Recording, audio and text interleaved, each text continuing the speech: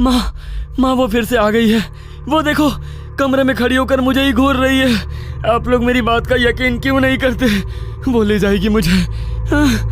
तेरे कमरे में कोई नहीं है बेटा, तुझे वहम हो रहा है। दवाइयाँ खाकर सो जा मेरे बच्चे, कुछ नहीं है यहाँ। नहीं, कोई दवाई नहीं खानी मुझे। आप लोग बाहर बाहर नींद की दवाइयाँ खिलाकर मुझे सुला देते हो। वो यही है, मेरे आसपास ही है। उसका पूरा शरीर जगह जगह से कटा फटा है, आंखों से खून बह रहा है। मैं जितना चिल्लाता हूँ उतना ही मुस्कुराती है वो। देखो अभी भी मुझे देखकर मुस्कुरा रही है। पता नहीं है क्या हो गया है मेरे बच्चे को। जरूर कोई बुरी आत्मा है जो इसे दिखाई दे रही है। मैं आज ही इसके लिए बड़े पंडित जी के पास जाकर धागा बनवा कर लाती हूँ। विनेश की माँ माधुरी बेटे की बिगड़ती हुई हालत को देखकर बहुत परेशान थी। इसलिए उसी दिन वो बड़े पंडित जी के पास जाती है और एक धागा लाकर अपने बेटे की बाजू में बांध देती है। विनेश के अचानक से बदलते हुए व्यवहार को कोई नहीं समझ पा रहा था। उसे अपने आसपास कोई ऐसी लड़की दिखाई दे रही थी जिसे परिवार में बाकी कोई भी नहीं देख पा रहा था। रात का समय था। विनेश अपने कमरे में आराम कर रहा था। आधी रात के समय विनेश की छोटी बहन रिंकी को प्यास लगती है और वो पानी पीने के लिए रसोई की तरफ जाने लगती है। अचानक ही उसे भाई के कमरे से कुछ अजीब सी आवाजें सुनाई देती है। उन आवाजों को सुनकर रिंकी घबरा कर विनेश के कमरे के दरवाजे पर जाती है, लेकिन दरवाजा अंदर से बंद था। वो दौड़कर कमरे की खिड़की पर पहुंचती है तो देखती है सामने उसका भाई बालकनी की मुंडेर पर खड़ा हुआ नीचे देख रहा है। अचानक वो मुड़कर अपनी बहन की तरफ देखता है। उसके चेहरे पर एक भयानक सी मुस्कान थी जिसे देखकर रिंकी का दिल दहल गया था। इससे पहले कि रिंकी कुछ कर पाती, विनेश वहां से नीचे कूद जाता है। एक क्षण के लिए रिंकी की आंखों के आगे अंधेरा छा गया था। अगले ही पल रिंकी के मुंह से एक भयानक चीख निकलती है जिसे सुनकर रिंकी के माँ बाप दौड़ते हुए वहां पहुंच जाते हैं। रिंकी अपना सर घुटनों में छुपाए लगातार रोए जा रही थी। किसी तरह सुबकते हुए उसने उंगली से विनेश के कमरे की ओर इशारा किया और एक बार फिर से फूट फूट कर रोने लगी। कुछ पलों में विनेश के साथ हुई अनहोनी के बारे में घर में सभी लोग जान चुके थे और चारों ओर अफरा तफरी मच गई थी। 3 दिन बाद काश के कुछ दिन पहले ही मैं उसे पंडित जी के पास ले जाती तो शायद आज मेरा बेटा जिंदा होता। अरे बस करो अपनी यंत्र तंत्र मंत्र की बातें। कोई भूत प्रेत नहीं दिखाई देता था उसे। दिमागी रूप से बीमार था तुम्हारा बेटा और इसी दिमागी बीमारी ने जान ली है तुम्हारे बेटे की। अच्छी तरह समझ लो इस बात को। तुम्हारे जैसे लोग ही समय पर इलाज करने की बजाय झाड़ फूंक में समय वेस्ट कर देते हैं और उसके बाद जब बात हाथ से निकल जाती है तो सर पकड़कर रोते रहते हैं। गलती तो मेरी भी थी ना जो मैं तुम्हारी बातों में आ गया, लेकिन अब किया भी क्या जा सकता है। जो होना था वो तो हो गया। अब तो रिंकी ही हमारा सब कुछ है। रिंकी अभी बस 18 साल की थी। इतनी छोटी सी उम्र में उसने अपनी आंखों के सामने अपने भाई को मरते हुए देखा था। इस बात का उसके मन पर बहुत गहरा असर पड़ा था। इस घटना के बाद रिंकी ने किसी से भी बहुत ज्यादा मिलना जुलना हंसना बोलना कम कर दिया था। वो दिन रात सिर्फ अपने कमरे में बैठकर पढ़ाई करती रहती, मानो एक जुनून सवार हो गया था उसके सर पर। रिंकी बेटा, जो होना था सो हो गया।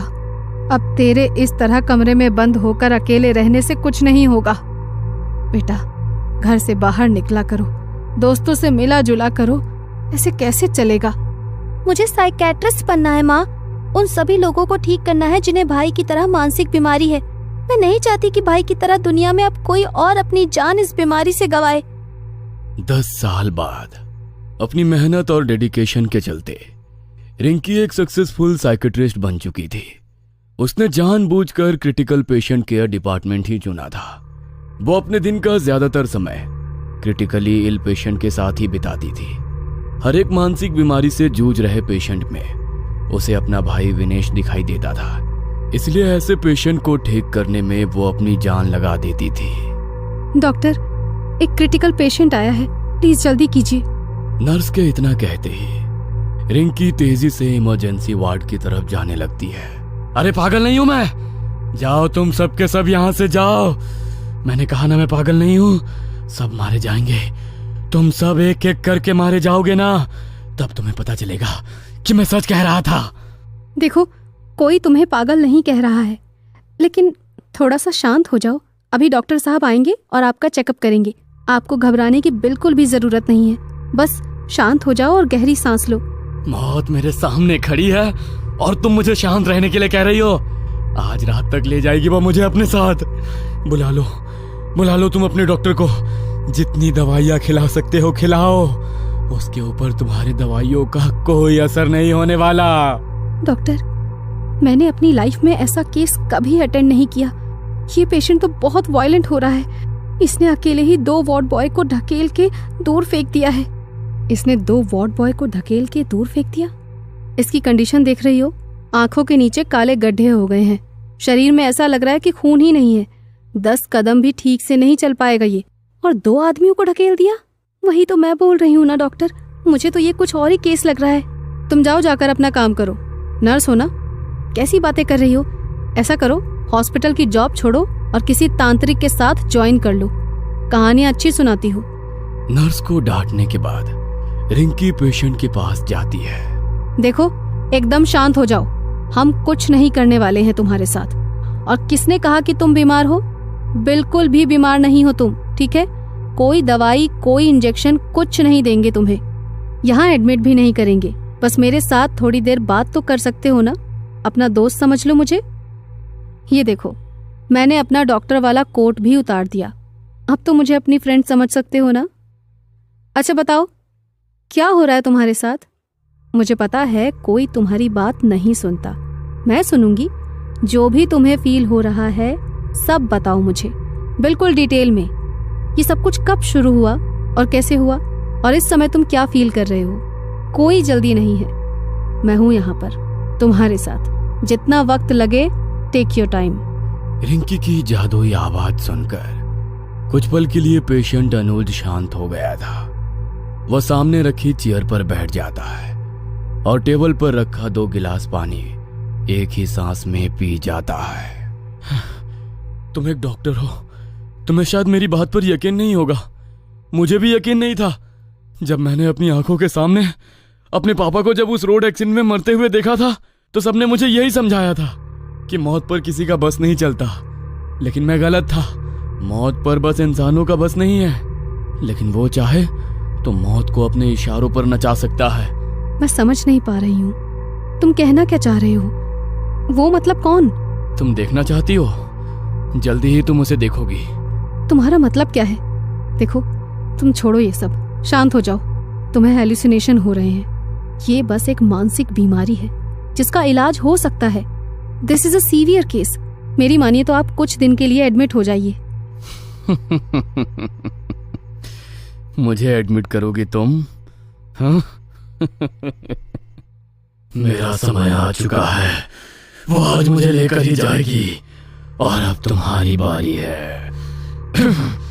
इतना कहकर अनुज कांच के गिलास को टेबल पर दे मारता है और उसके नुकीले सिरे से एक ही झटके में अपनी गर्दन को मुस्कुराते हुए काट देता है।